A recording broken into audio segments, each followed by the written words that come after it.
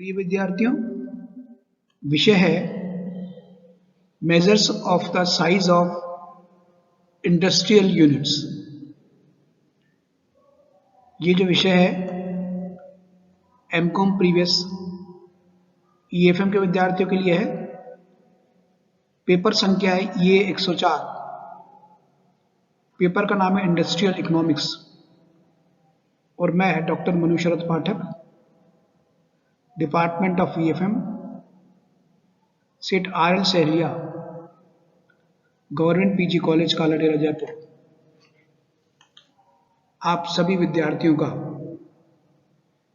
इस ई लेक्चर में हार्दिक स्वागत और अभिनंदन करता हूं। तो प्रिय विद्यार्थियों, प्रारंभ करते हैं।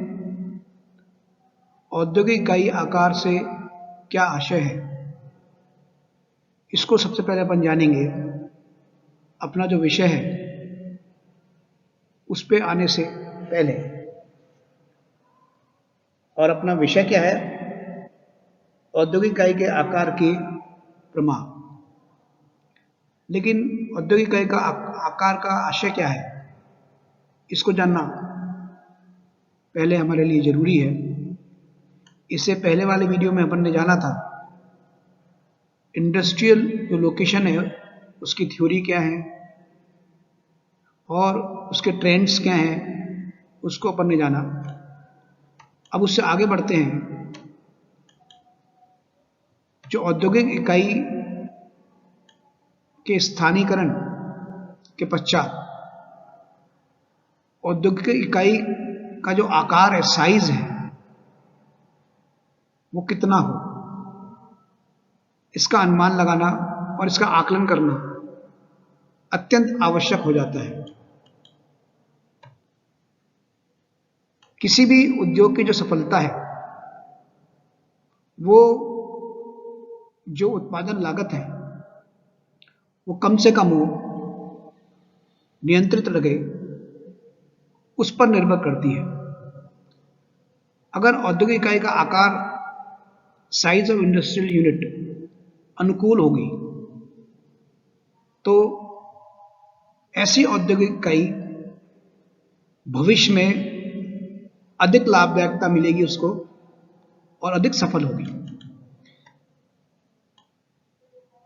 व्यवहार में वैसे देखा गया है जो विभिन्न प्रकार की औद्योगिक इकाइयां होती हैं उनकी जो प्रोडक्शन कॉस्ट है वो अलग अलग प्रकार की होती है। इसलिए औद्योगिक इकाई का जो साइज है उसका अनुमान लगाना, उसको ज्ञात करना अति आवश्यक हो जाता है। व्यवहार में देखा गया है कि अगर बदलती परिस्थिति के अनुसार औद्योगिक इकाइयों में अगर परिवर्तन नहीं किया जाता है तो ऐसी औद्योगिक जो इकाइयां हैं वो समाप्त हो जाती हैं, आगे नहीं चल पाती है। अतः परिस्थिति के अनुसार उनका समायोजन करने की उनमें क्षमता होनी चाहिए। अब इतना जानने के बाद हम ये जान लेते कि औद्योगिक इकाई का जो आकार है उससे क्या आशय है। एक दृष्टिकोण के अनुसार औद्योगिक इकाई को 3 भागों में उनके साइज के हिसाब से डिवाइड किया जा सकता है। पहला संयंत्र, प्लांट, दूसरा फर्म और तीसरा उद्योग, इंडस्ट्री। अब यह है कि इनको अलग अलग पहले समझ लेते हैं कि प्लांट का अर्थ क्या है। जैसे प्लांट किसी मशीन को भी कहते हैं, संयंत्र को कहते हैं यानी, लेकिन व्यापक अर्थ में यंत्रों के समूह, श्रम संगठन, शक्ति भवन इत्यादि को भी प्लांट कहते हैं। अब उदाहरण लें तो स्टील प्लांट, फर्टिलाइजर प्लांट आदि। फर्म जो है प्लांट की तुलना में अधिक बड़ा होता है, अधिक उत्पादन क्षमता वाला होता है, या यूं कह लें कि प्लांट के समूह को हम फर्म कहते हैं। और इसमें उत्पादन के साथ साथ जो स्वामित्व है, ओनरशिप है, वो भी शामिल होती है। इसमें निर्माण, गोदाम, मशीन, श्रमिक, गुडविल, पेटेंट अधिकार इत्यादि सभी फर्म में शामिल किए जाते हैं। उदाहरण के लिए स्टील अथॉरिटी ऑफ इंडिया एक फर्म है जिसमें प्लांट के रूप में बोकारो, भिलाई, दुर्गापुरा आदि अलग अलग क्षेत्र में प्लांट है।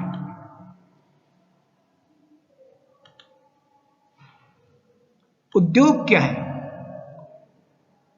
उद्योग एक ही प्रकार का कच्चा माल प्रयोग करके विभिन्न प्रकार के माल या विभिन्न प्रकार के कच्चा माल प्रयोग करके एक प्रकार के माल बनाने वाली फर्मों के समूह है, जिसको उद्योग कहते हैं। यानी फर्मों के समूह को उद्योग कहते हैं। तो छोटे रूप में अगर साइज के हिसाब से देखा है तो प्लांट के समूह को फर्म कहते हैं, फर्मों के समूह को उद्योग कहते हैं। इसको अगली स्लाइड में अपन और समझ लेंगे उदाहरण सहित।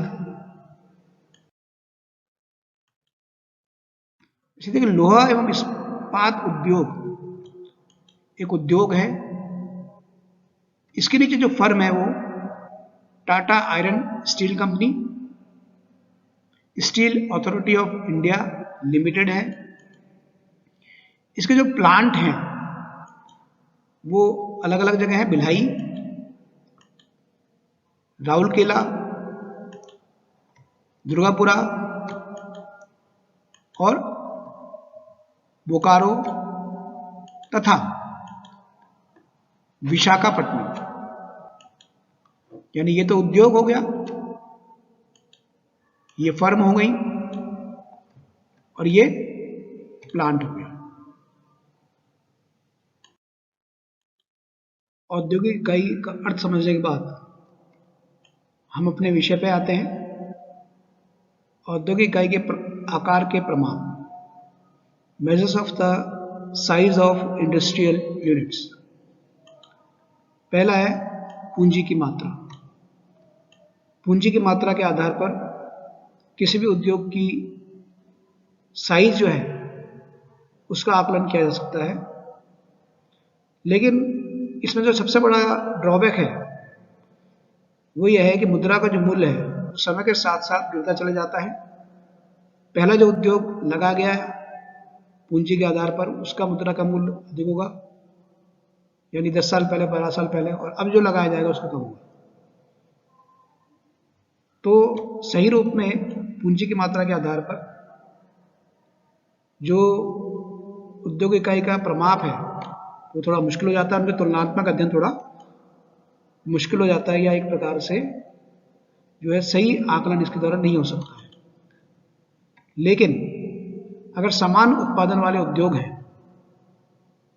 तो मुद्रा के मूल्य का आकलन करके सरलतापूर्वक, क्योंकि एक सरल विधि है, तो इसके द्वारा पूंजी की मात्रा के द्वारा ज्ञात किया जा सकता है कि उद्योग इकाई का आकार क्या होगा। दूसरा इसमें उत्पादन की मात्रा, प्रोडक्शन की मात्रा या बिक्री की मात्रा भी कह सकते हैं।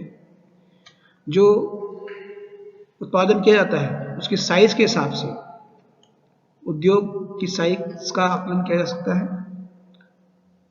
जिन उद्योगों का उत्पादन समान होता है उसमें मात्रा के अनुसार आकार का तुलनात्मक निर्धारण किया जा सकता है। उदाहरण के लिए अपन जैसे देखें, सीमेंट है, चीनी है, कोयला है, विद्युत है आदि उद्योग। तीसरा है श्रमिकों की संख्या, नंबर ऑफ एम्प्लॉयज। अगर श्रमिक अधिक होते हैं तो इसका मतलब उद्योग इकाई अधिक बड़ी है, और अगर श्रमिक कम होते हैं तो इसका मतलब उद्योग इकाई छोटी है। लेकिन देखा गया है तकनीक में अंतर के कारण समान क्षमता वाले दो इकाइयों में कार्य श्रमिकों की संख्या में अंतर हो सकता है। टेक्निक ऑफ प्रोडक्शन अगर बदल जाता है तो श्रमिक की संख्या भी बदल जाती है, क्योंकि टेक्नोलॉजी का प्रयोग होता है तो कम श्रमिकों की आवश्यकता पड़ती है। लेकिन समान तकनीक वाली इकाइयों में इसके आधार पर उद्योग इकाई का आकार का परिमाप किया जा सकता है। अगला है शक्ति की मात्रा। अब उद्योग की विभिन्न इकाइयों में एक ही प्रकार की शक्ति का उपयोग किया जाता है। इसके आधार पर विभिन्न इकाइयों के आकार की तुलना की जा सकती है, यानी पावर कितनी उपयोग की जा रही है। अगर एक ही प्रकार की शक्ति का उपयोग किया जा रहा है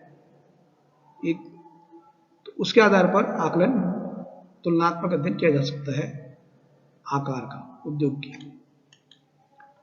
आगे बिक्री का मूल्य, वैल्यू कितनी है, बिक्री का मूल्य कितना है। ऐसे उद्योग के आकार की तुलना के लिए यह विधि उत्तम है तुलनात्मक रूप से भी, जिनमें उत्पादित की जाने वस्तुएं एक प्रकार से समान होती है, एक रूप होती है। जैसे उदाहरण के लिए मशीन निर्माण उद्योग की इकाइयां जो है उसमें समान एक प्रकार से समान का प्रयोग होता है, तो उसमें बिक्री का मूल्य के आधार पर ऐसे उद्योग की साइज का परिमाप किया जा सकता है। कच्चे पदार्थ की मात्रा, यदि किसी उद्योग में समान आकार के कच्चे पदार्थ का उपयोग विभिन्न इकाइयों द्वारा किया जा रहा है तो उसके आधार पर भी आकार की तुलना की जा सकती है। उदाहरण के लिए जैसे चीनी मिलों का आकलन किया जा सकता है। विभिन्न चीनी मिलों का आकलन कच्चे पदार्थ की मात्रा के आधार पर उनके आकार का निर्धारण किया जा सकता है। आगे उपकरणों की संख्या, उपकरणों की संख्या के आधार पर आकार का परिमाप किया जा सकता है। इसमें सर्वोत्तम उदाहरण है सूती वस्त्र उपयोग है। उपकरण मतलब जो इंस्ट्रूमेंट्स उसमें हैं जो प्रयोग में आ रहे हैं उसके आधार पर। प्रबंध की संरचना की जटिलता, यानी मैनेजमेंट की कॉम्प्लेक्सिटी जिस उद्योग में ज्यादा होती है उसमें इसका माना जाएगा कि उसकी साइज बड़ी है, इसमें आसानी से प्रबंध हो जाए, उसकी साइज छोटी है।